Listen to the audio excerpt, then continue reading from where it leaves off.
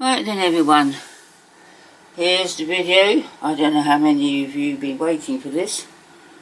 But this is the video of the restored Minic fire engine. With all its parts on, or present at least. So, have a look at that.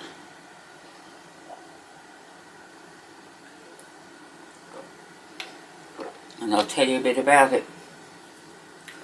So, I took the whole thing apart.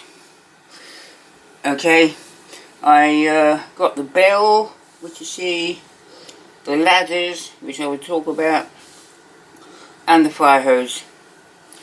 I mean, you could have two fire hoses, but one's enough, isn't it, really? So anyway, I took the whole thing apart, I cleaned all the inside, I got that awful piece of perished fire hose out. There were bits of it all over the place. It was all stuck in there. Terrible job.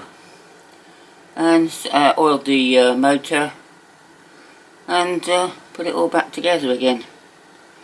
Now the bell and the fire hose and nozzle I got from the UK.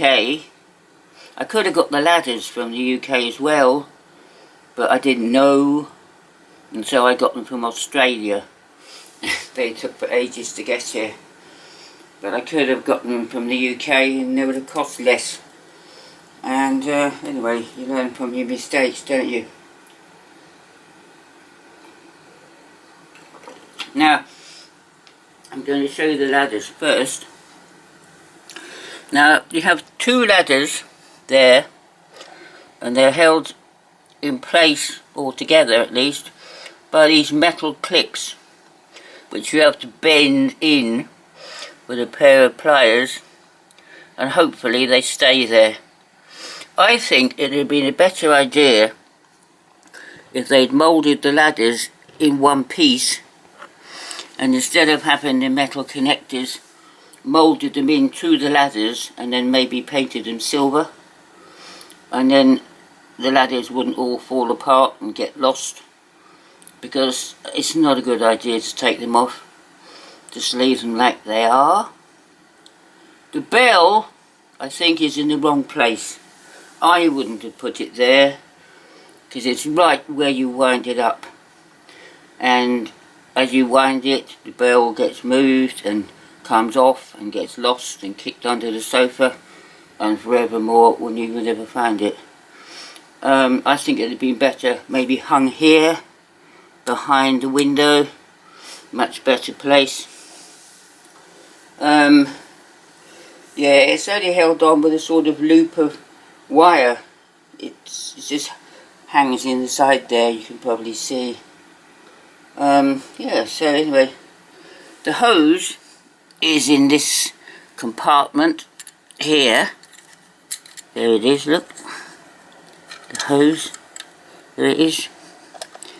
Sort of rubbery piece of stuff with this nozzle on the end. I'll show you how that goes in here. It goes on the back here. On one of these, there's several places you could put that on. So there you go, there's a hose in place. So yes, but another thing that's wrong with this, of course, is that being made of rubber, as soon as you put it into the compartment, it's likely to come flying out again. I don't know, it's the way things are. Anyway, so I'll just take that off there for now. There you go. And it goes in back in the compartment like this.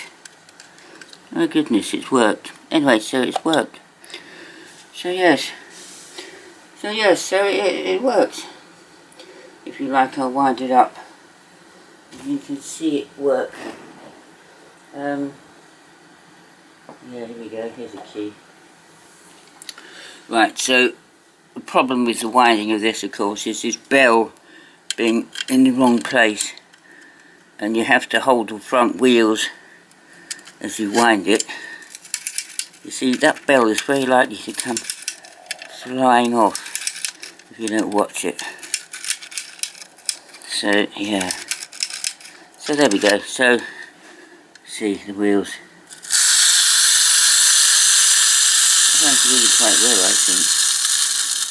I'm not going to run it on the back because it's full of cars. But yeah, it does work. And I'll show you this battery compartment here, where I cleaned it out. There you go, look, it's all empty in there now. Bit of a strange shape of battery, it's square. I've never seen a completely square, flat battery that would run those headlights if it had them. But yeah, it's all nice now. I don't think this is, I don't class it as a toy, I just class it as a display model because it's so fiddly to do anything with and there's so many bits to get lost and broken. But it's a nice enough thing, don't you think? I do. So there's that video then, everyone. That looks better now, doesn't it, than it ever did before. Thanks a lot, everyone. Bye.